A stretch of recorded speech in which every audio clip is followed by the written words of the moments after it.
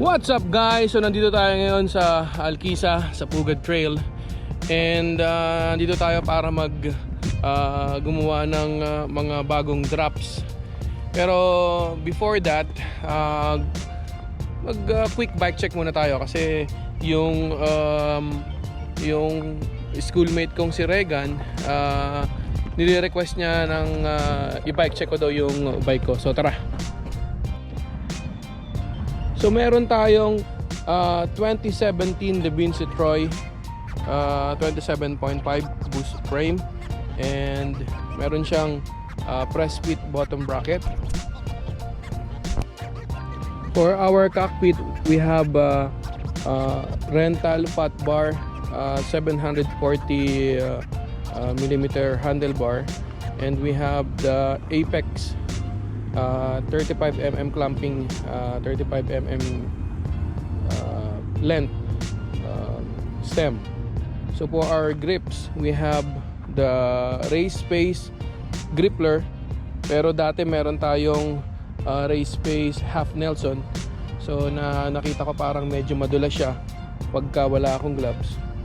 So yun, we have the XT brake set. For our group set naman, we have the Sram 1x11 NX model. For our rear shock, we have this Rockshox 140mm Monarch RT. For our fork, we have this Fox 36. No, it's Fox 34 lang, pero sticker lang yan.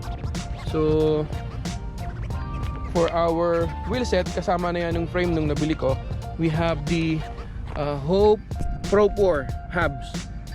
Kasama din yan ng wheel set na yan. So we have the rims of na Hope Tech Enduro 27.5 rims.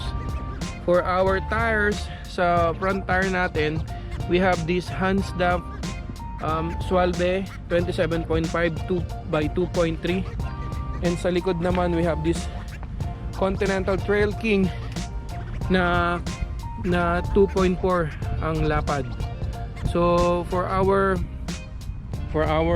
dropper post, we have this Ascend Brand X, I think 100mm travel lang to.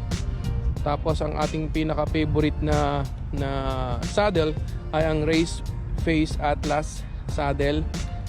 Fit yan sa atin, so ang tagal na natin ginagamit yan, 2 years na.